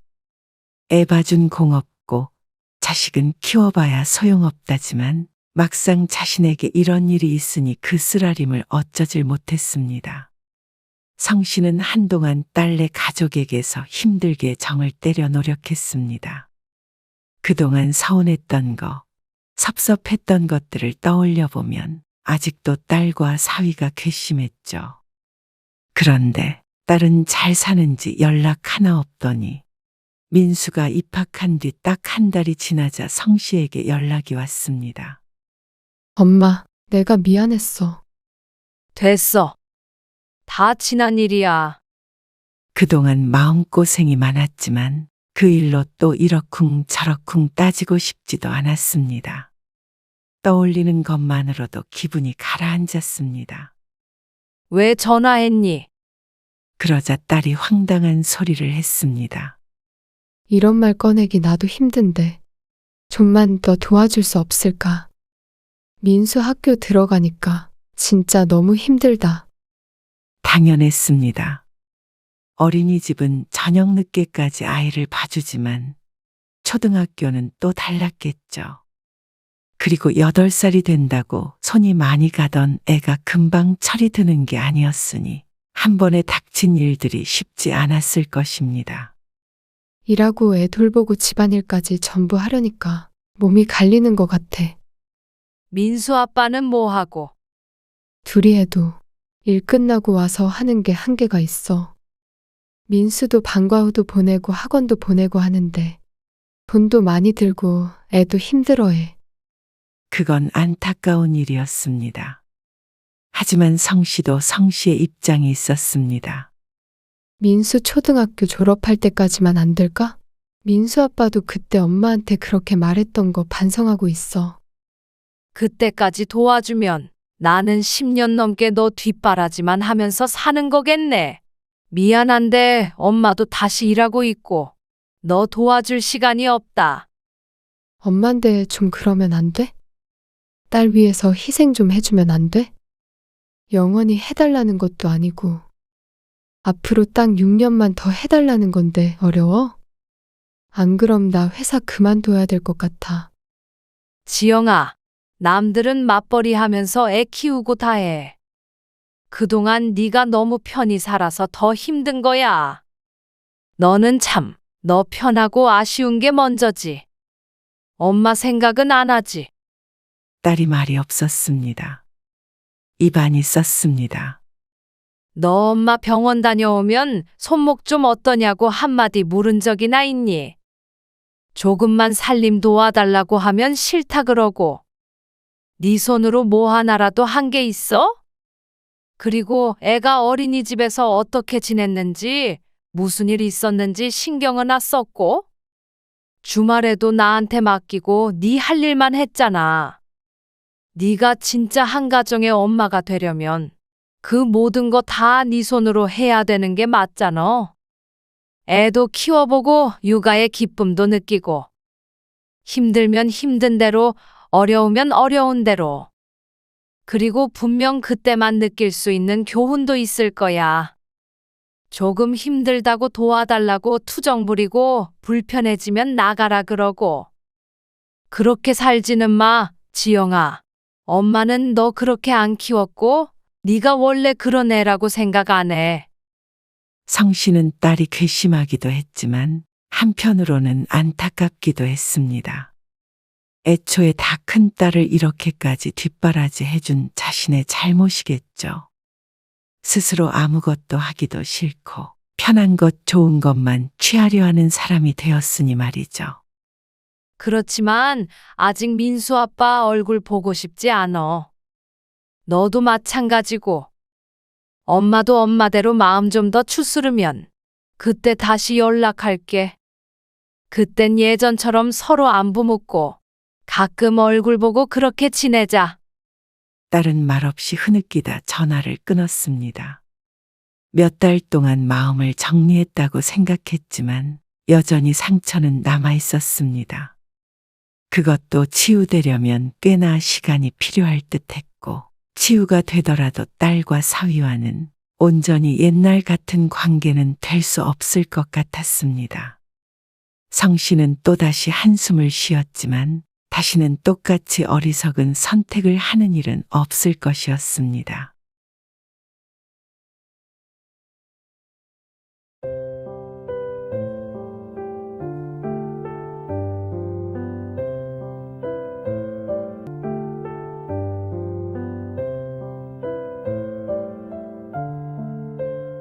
그냥 밖에서 먹어요. 뭐하러 저희 집까지 오세요? 속이 안 좋아서 식당은 못 가겠다고 했잖아. 식당을 잘 고르면 되죠. 정 저희 집 오고 싶으시면 식사하신 후에 오셔서 차나 한잔하고 가세요. 그리고 한정식당 같은 데 가면 되잖아요. 조미료 안 쓰고 건강한 음식 파는 그런 식당 찾아서 가면 되죠. 너희 집에서는 못 먹는다는 거야. 아, 뭐하러요? 여러 사람 오면 번잡스럽고 요리도 은수가 해야 하는데. 그냥 미역국 한 그릇 얻어먹는 것도 안 되니. 엄마가 10년 만에 처음으로 이런 말 하는 거잖아. 항암 때문에 식당 못 간다는데 평생 처음 너희 집에서 밥 한 끼도 못 먹어? 왜 꼭 저희 집에서 미역국을 드셔야 되는데요? 며느리한테 밥상 받고 싶어서 그러세요? 괴롭히고 싶어서요? 며느리를 왜 괴롭히고 싶겠어? 은수가 못하면 너도 못해? 왜 갑자기 심술을 부리시는데요? 심술? 너는 암에 걸린 엄마한테 밥상 한번 차려주는 게 그렇게 어려운 일이야? 엄마가 그런 소리까지 들어야 하는 일이야? 너는 내가 곧 죽는데도 그렇게 말할 거니? 그런 말이 아니잖아요. 밖에서 먹으면 되는 걸 굳이 집에 오시겠다고 하니까 불편해서 그렇죠. 그리고 암이랑 밥이랑 무슨 상관이에요? 오늘 이야기 속 주인공은 70세 안복자 씨입니다. 그리고 그녀의 아들 40세 조정훈과 며느리 현은수입니다. 안 씨는 아들과 며느리에게 무척이나 섭섭했습니다. 자신이 그 집에서 밥 한 끼 먹는 게 뭐가 그리 싫고 치가 떨리는지, 특히나 아들에게는 실망감이 이루 말할 수 없었습니다. 한평생 안 씨가 아들의 밥상을 차려준 것을 세어보아도 안 씨가 아들에게 밥 한 끼 정도는 얻어먹을 수 있는 것 아닌가 싶었죠. 그런데 단 한 끼, 그것도 아픈 엄마의 생일 밥상 단 한 끼 차려주는 게 아들에게는 그렇게 힘든 일이었을까요? 아들이 결혼한 지 10년이 다 돼가지만 단 한 번도 아들 집에서 식사해 본 적이 없었습니다. 그동안 명절에는 아들네가 안씨네 집에 와서 안씨가 차려놓은 밥상에 숟가락만 올려서 먹고는 휙하니 가버렸습니다. 아들이든 며느리든 똑같았습니다. 이런 아들 며느리인 것을 결혼한 지 얼마 안 됐을 때부터 어렴풋이 알고는 있었지만 설마 자신이 암에 걸린 뒤에도 똑같을 줄은 몰랐습니다. 아들이 결혼하고 얼마 안 됐을 때였습니다. 그날은 안씨가 딸을 만나기로 했는데 아들과 딸이 꽤 가까운 곳에 살았습니다. 그래서 안씨는 간 김에 결혼한 아들과 며느리도 함께 보고 싶은 마음이 들었습니다. 정은아, 엄마 다음 주 토요일에 정이 만나러 가는데. 아, 누나요? 그래. 그래서 간 김에 너 시간 있으면 은수랑 같이 한번 볼래? 점심때 말이야. 설레는 마음으로 꺼낸 말에 아들이 잠시 침묵했습니다. 너희 결혼하고 나서 한 번도 못 봤잖아. 어떻게 사는지도 궁금하고. 그러자 아들이 대답했죠. 네. 알았어요. 그러면 근처 오시면 연락 주세요. 안씨는 아들네 집 구경도 좀 하고 싶었고 오랜만에 아들도 보고 싶었습니다. 그래서 그 다음 주 주말에 딸을 만나서 아들네 집 근처로 갔죠. 정은아, 지금 정이 만났어. 어디로 가면 될까? 아, 거기 대학병원 있잖아요. 거기 앞에서 봬요. 아, 그래? 밖에서 만나는 거야? 그러다 아들이 말했습니다. 네, 집에 먹을 것도 없어요. 제가 그쪽으로 갈게요. 아, 그리고 은수는 오늘 같이 못 만나요. 처갓집 갔어요. 아, 그러니. 아쉽네. 엄마, 식사하시고 바로 집으로 가실 거죠? 아들이 안씨에게 묻자 딸이 안씨의 휴대폰을 가져가 대답했습니다. 너희 집 구경시켜줄 줄 알았는데. 우리 집 그래. 한 번도 못 가봤잖아. 됐어. 집이 집이지. 무슨 구경이야. 안씨도 내심 기대를 하고 있어서 실망하긴 했지만 아들의 대답이 너무 단호해서 오히려 딸을 말렸습니다. 됐어. 집에 갈게. 다음에 은수 있을 때 다시 오면 되지. 다음에 오셔도 은수 요리도 못하는데 오셔봤자 대접도 못 해드려요. 그러면 지금 집 구경은 시켜드릴게요. 그리고는 아파트 주소를 불러주었습니다. 안씨는 딸에게 뭐하러 가냐고 했지만 딸은 그런 안씨를 보며 말했습니다. 엄마가 그 집 사준 거잖아. 그러면 자기가 먼저 한 번쯤 오셔라 해야지. 엄마는 무슨 죄 지은 사람처럼 쩔쩔매. 우리가 그 집 들어가서 뭐라도 훔쳐온대?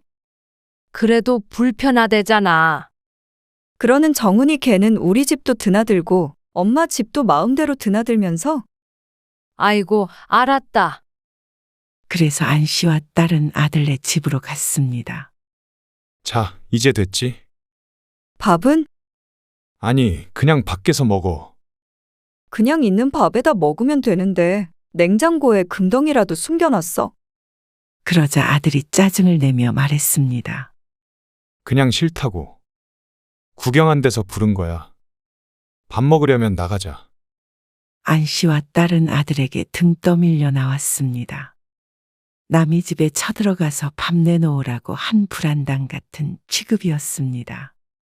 야, 너는 우리 집에 와서 밥도 얻어먹고 엄마한테 가서도 밥 얻어먹으면서.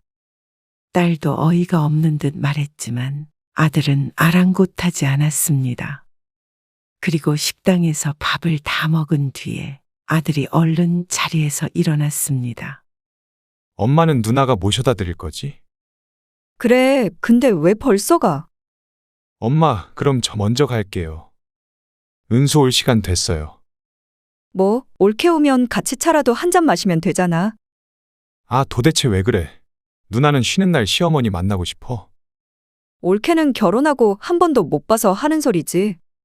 그리고 당연히 나도 시어머니가 우리 집 근처에 오시면 뵙고 가지. 그게 예의 아니니? 누가 올케처럼 도망다녀? 아, 됐어. 갈게. 그러고는 아들은 집으로 돌아갔습니다. 안 씨도 식당을 나와서 딸의 차를 탔습니다. 엄마, 우리 집에라도 들렸다 갈래? 너희 집에는 뭐 하러? 그래도 이왕 여기까지 왔잖아. 과일이라도 먹고 얘기도 하고 가면 되지. 아냐. 이만 집에 갈게. 그러자 딸이 혀를 차며 말했습니다. 정훈이 쟤는 아무튼 차가워. 그 집도 살 때 엄마한테 돈만 달라고 그러고 상의도 하나 안 하더니. 그래도 결혼했으면 한 번은 초대해서 대접 한 번은 해야 하는 거 아닌가. 적어도 받은 만큼은 해야지. 아이고, 됐어. 식구끼리 무슨. 옳게 음식 못한다고 딱 자르는 것 봐. 됐다니까 그래. 둘이 잘 살면 그만이니까 삐딱하게 보지 말어. 안 씨도 말은 그렇게 했지만 아예 섭섭하지 않다면 거짓말이었습니다.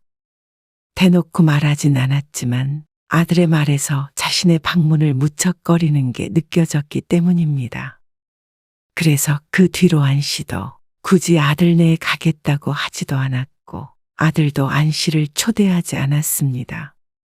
그렇게 좀 먼 가족으로 지낸 것이 거의 10년에 가까웠습니다. 그건 아들이 자식둘을 낳으면서도 같았습니다. 애 봐준다며 안사도는 드나드는 것 같았지만 자신은 늘 불청객 취급이었죠. 그리 멀지도 않은 아들네이지만 안 씨에게는 그 어떤 곳보다 먼 곳이었습니다.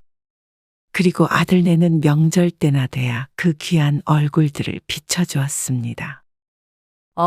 왔니? 명절 당일 아침이 되어 아들네 가족이 안 씨네 집에 도착했습니다.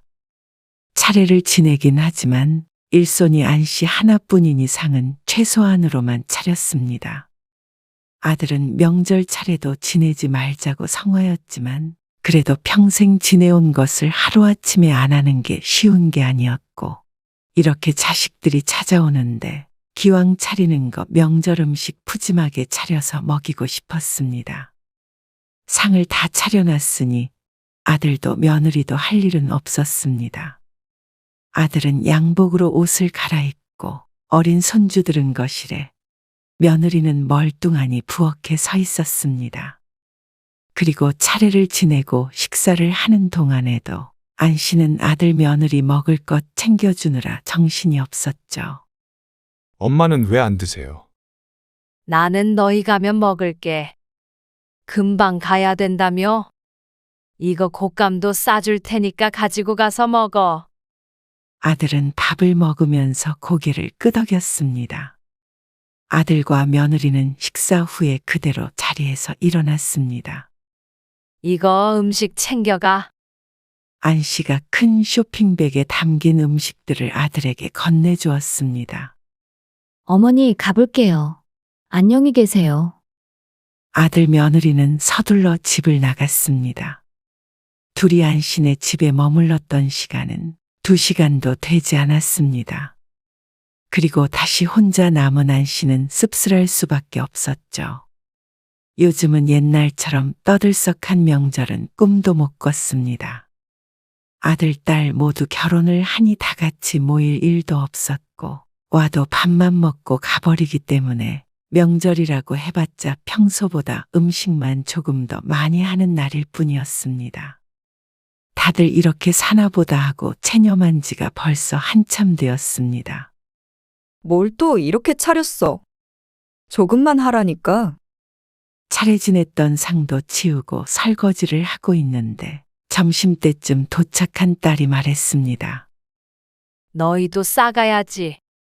이리 비켜봐. 내가 설거지 할게. 딸이 안 씨가 끼고 있던 고무장갑을 가져가며 말했습니다. 밥 먹고 설거지도 안 하고 갔어? 아이고, 팔자 좋다. 나는 지금 설거지 엄청 하고 오는 길인데. 할 것도 많이 없어. 정훈이 시키지. 또 얼른 집에 가라고 했지. 안 씨는 웃었고 딸은 혀를 찼습니다.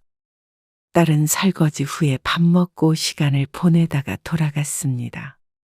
그나마 딸이 있으니 다행이었습니다.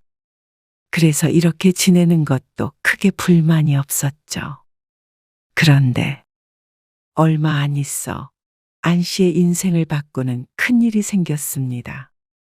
유방암입니다. 안 씨도 울고 딸과 아들 모두 슬퍼했습니다.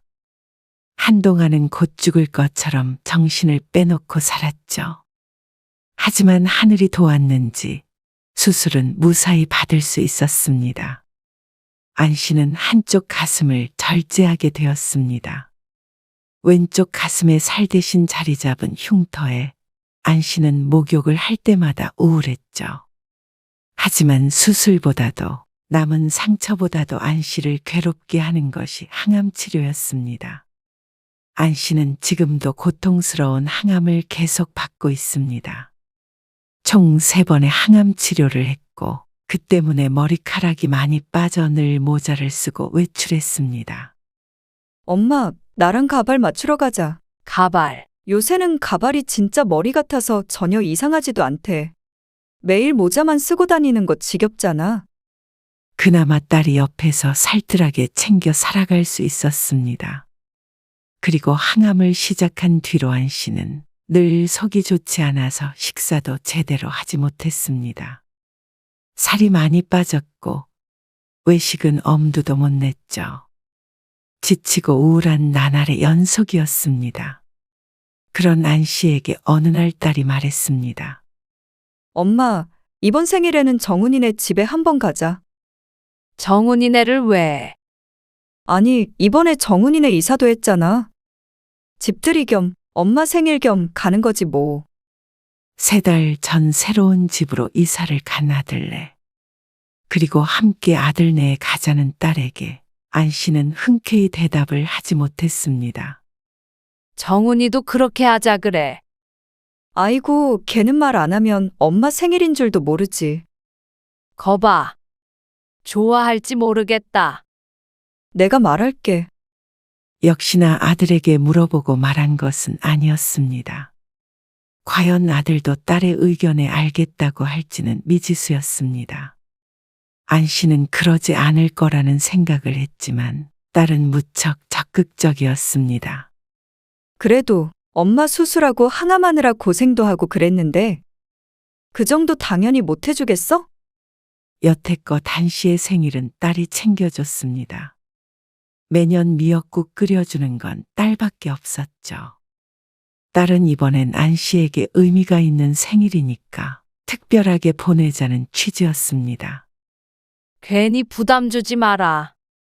무슨 부담이야. 미역국만 끓이면 되는데. 어차피 이것저것 많이 먹지도 못하잖아, 엄마. 걱정 마. 내가 정훈이랑 통화해 볼게.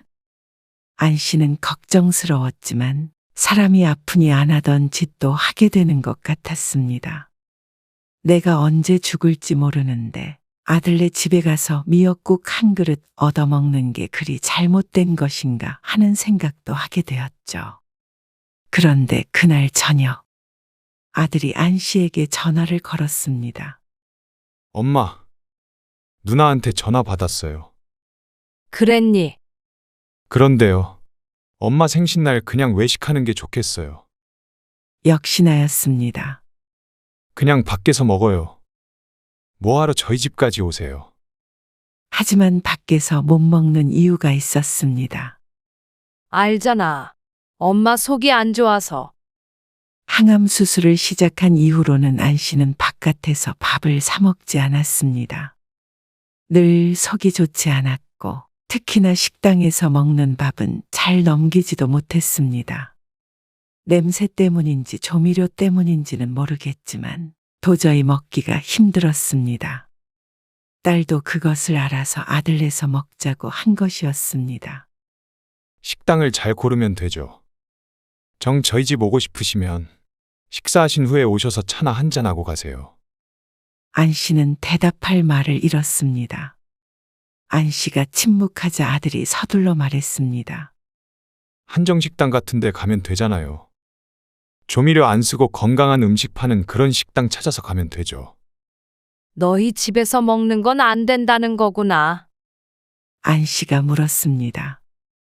지난 10년간 한 번도 묻지 않은 말이었습니다.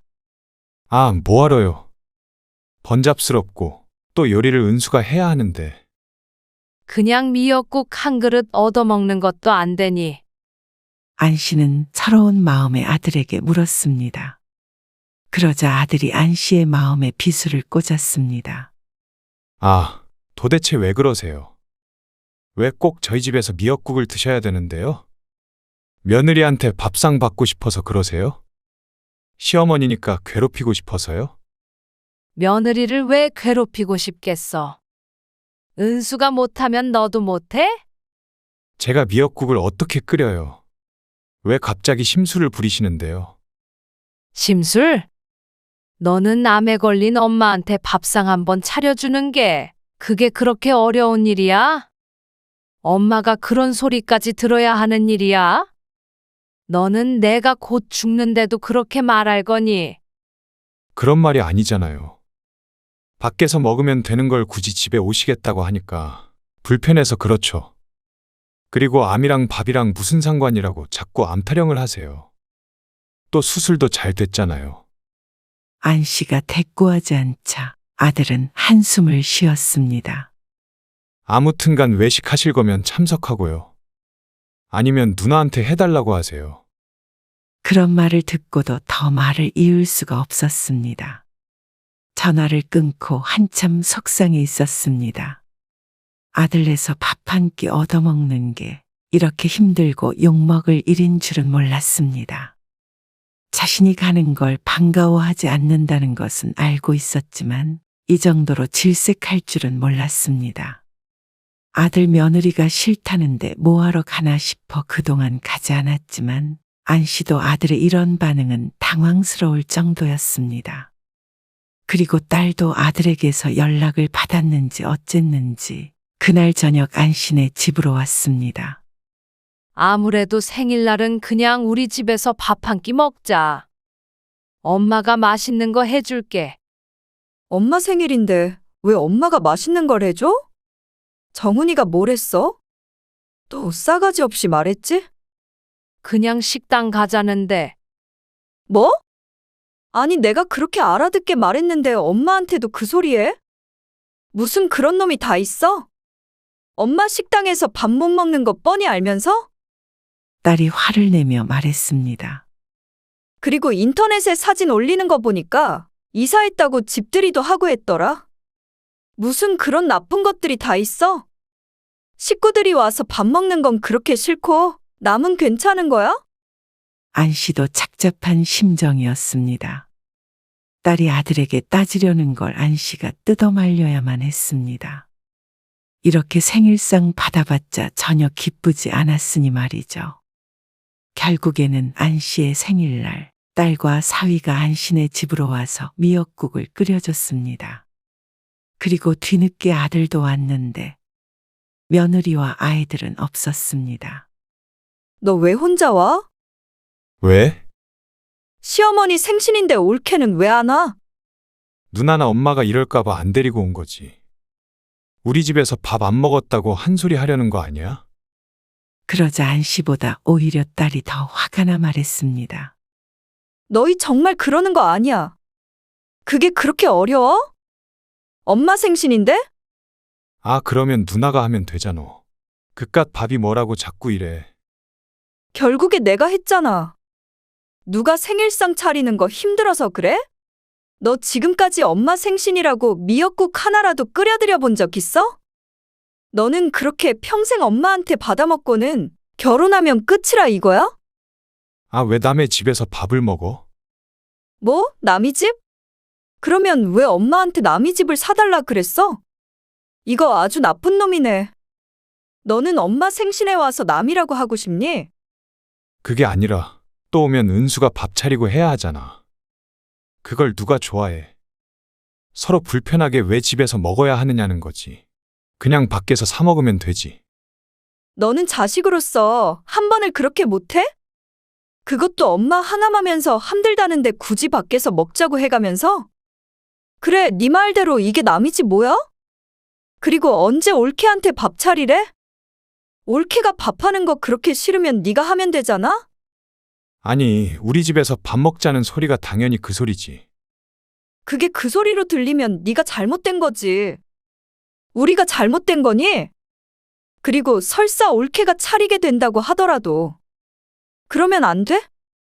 항암 치료받고 있는 시어머니 생신날 며느리가 밥상 한 번 못 차려줘? 그리고 생신날엔 코빼기도 안 비춰?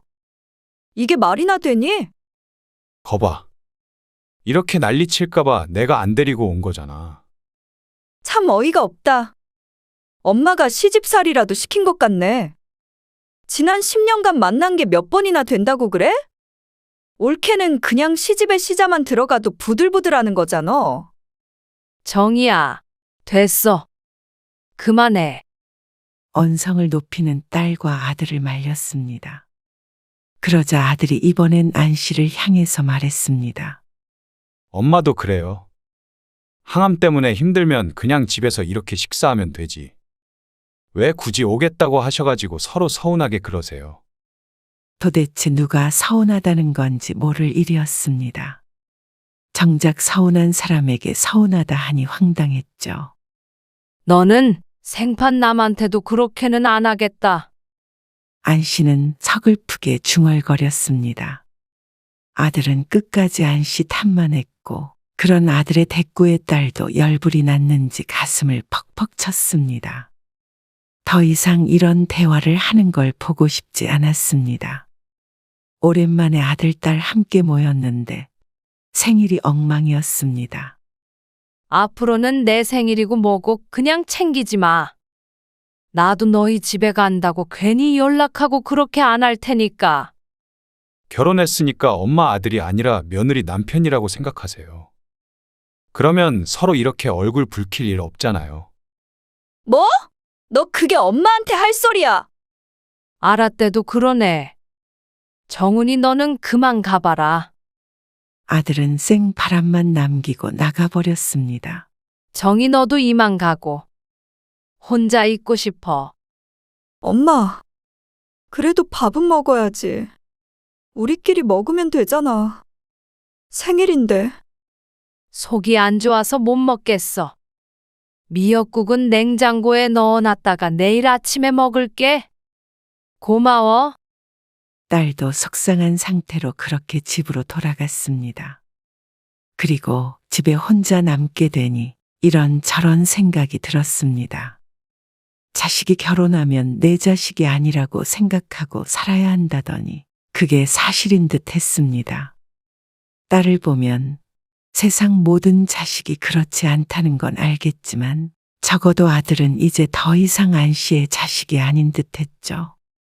안 씨는 여태껏 아들이 바라는 대로 거리를 두며 살았지만 적당히 거리를 두는 것과 남이 되는 것은 다른 일이었습니다. 이게 모두 아들의 생각인지 며느리의 생각인지 모르겠지만 어쨌든 아들 며느리가 원하는 바는 확실해 보였습니다. 딸은 돌아가고도 신경이 쓰이는지 안 씨에게 전화를 걸었습니다. 엄마, 너무 신경 쓰지 마. 스트레스 받으면 건강에 안 좋아. 알지? 그래. 그런 놈인 건 알았지만 나도 이제 더 이상 상종 안 해. 이제 정훈이는 우리 식구도 아닌가 봐. 딸도 안 씨와 같은 것을 느낀 듯 했습니다. 그 대단한 집구석에서 나도 밥 먹기 싫어. 그러니까 엄마도 잊어. 알았어, 걱정 마. 안 씨도 암에 걸리고 수술을 하고 항암을 하며 많은 생각을 했습니다. 처음 암에 걸린 걸 알았을 때 죽을지도 모른다는 생각이 드니 공포스러웠습니다. 그래서 이렇게 된 마당에 자식들 눈치 덜 보자, 보고 싶은 만큼 실컷 보고 가자 생각했을 때도 있었습니다. 하지만 생각해보면 그렇기 때문에 더욱더 싫다는 자식에게 목맬 필요가 없었던 것 같습니다. 남은 인생은 짧은데 짝사랑에 괴로워하다 부질없이 세월을 흘려보내긴 싫었습니다. 그래서 오늘도 속상했지만 아들에게 확실히 체념할 수 있기도 했습니다. 그리고 그런 안 씨의 마음을 아들은 알 수 없었습니다. 만나지도 않고 자주 연락도 하지 않으니 말이죠. 그리고 몇 달 후 명절이 되었을 때 아들에게서 전화가 왔습니다. 은수 데리고 갈게요. 어쩌면 그렇게 얼굴 붉히며 헤어진 것에 대한 화해의 연락이었을 수도 있습니다. 안 씨는 다른 말 없이 그저 마음대로 하라고 했습니다. 그리고 명절 당일날 아들과 며느리가 왔을 때도 마찬가지였습니다. 뭐야, 엄마. 차례 안 지내요? 아무것도 차려져 있지 않은 낯선 명절. 안 씨는 아픈 몸을 해서까지 혼자 고군분투하고 싶지 않았습니다. 아들은 그렇게 차례를 지내지 말자고 해놓고도 막상 아무것도 없으니 당황한 눈치였습니다. 그러게 진작 차례 없애자고 했잖아요. 그러고는 두리번거리면서 말했습니다. 근데 밥도 아예 안 하셨어요? 그렇게 말하는 아들의 표정이 썩 좋아 보이지는 않았습니다. 이제 음식 안 해. 속도 안 좋고 힘들어서. 그러자 아들이 난감한 말투로 말했습니다. 그럼 저희 밥은요? 식당 가서 먹어요? 그렇게 말해도 아들은 여전히 어머니의 상태는 안중에 없었습니다. 그것도 너희 마음대로 해라. 나는 아침에 알아서 챙겨 먹었어. 아들도 며느리도 당황한 눈치였습니다. 아니, 그러면 왜 오라고 하셨어요? 애들도 밥 안 먹었는데. 내가 언제 오라고 했어? 마음대로 하라고 했지. 그게 그거죠. 힘들게 왔더니 밥도 없고. 알아서 하라고요? 밥? 황당했습니다. 그 난리를 쳐놓고 안 씨에게 밥 타령을 할 수 있는 뻔뻔함에 놀랐죠. 너희끼리 나가서 먹던가 알아서 차려 먹던가 해. 그러자 아들과 며느리의 표정이 일그러졌습니다. 제가요? 왜? 너희 손은 금태라도 둘렀어? 받아먹기만 하고 차릴 줄은 모르니? 엄마, 설마 너희가 나한테 밥 달라고 할 줄은 몰랐어. 생일날 그렇게 말해도 밥 한 번 차리면 하늘이 무너지는 것처럼 했잖아. 그러자 아들이 화를 냈습니다. 또 그놈의 밥상 타령이에요? 아니, 밥상을 받고 싶은 게 아니라 그 정도로 부모를 질색하는 너희한테 실망한 거야. 참 인정머리 없는 자식 아니냐? 너는 처갓집에도 그렇게 하니? 처갓집 얘기가 왜 나와요? 처갓집에도 그렇게 하면 너는 천하의 나쁜 놈이고, 처갓집에는 그렇게 안 한다고 하면 썩을 놈의 불효자 아니니? 너희도 나중에 너희 애들한테 딱 그만큼만 대접받고 살아라. 안 씨의 말에 아들 며느리의 안색이 파랗게 질렸습니다. 이래도 저래도 아무 말 안 했더니 좋은 부모가 아니라 바보 같은 부모로 취급하는 자식들이었습니다. 오늘 아무것도 안 차리신 것도 저한테 시위하시느라 그런 거죠. 참 말본새 한번 대단한 아들이었습니다. 알았어요. 저희는 그냥 돌아갈게요. 그리고 이렇게 안 찾아올게요.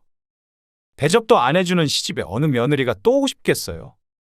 너는 참 은수 생각하는 만큼 부모를 요만큼이라도 생각은 하니? 그래. 가든 말든 그것도 너희 맘대로 해. 나도 너희는 남이라고 생각할게. 너희가 나한테 했던 것처럼. 알았어요. 아들이 뒤돌아서자마자 뒤통수에다 대고 안 씨가 덧붙였습니다. 그리고 나 죽기 전에 이 집은 네 누나 앞으로 주고 갈 거니까 그것도 알아둬. 상관없지? 어차피 남이니까. 그러자 아들이 희번득한 눈으로 다시 뒤돌아보며 대답했습니다. 지금 유산 가지고 협박하세요. 그건 협박이 되나 보다. 왜? 엄마가 암 환자니까 금방 죽을 것 같아서 그래. 엄마, 엄마라고 부르지도 마.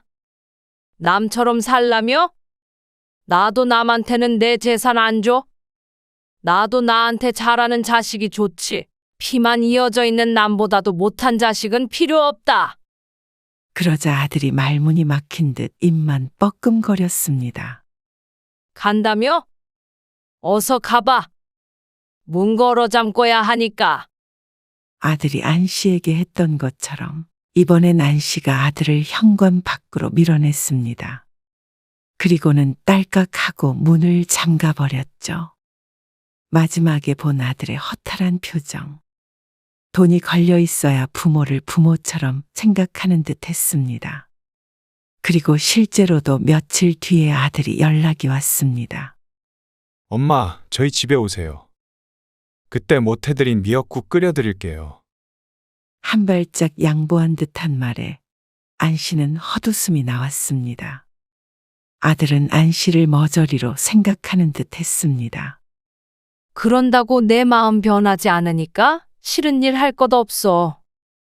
괜히 애쓸까봐 말해준다. 아들은 말이 없었고 안 씨는 전화를 끊었습니다. 암에 걸렸다는 걸 알았을 때도 수술하고 항암하느라 힘들어 했을 때도 그저 자기 가족만 챙기기 바빴던 아들이었습니다.